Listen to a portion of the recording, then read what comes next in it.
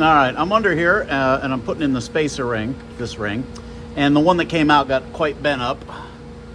There we go.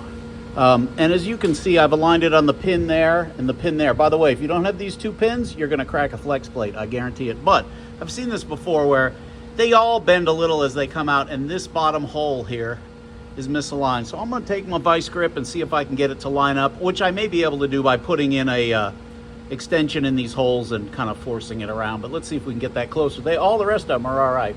And then the big trick here is to tape it right here at this very bottom section to hold it in, because when it starts wanting to fall out, it turns into a giant jigsaw puzzle.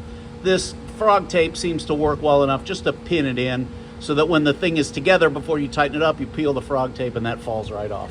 There you go.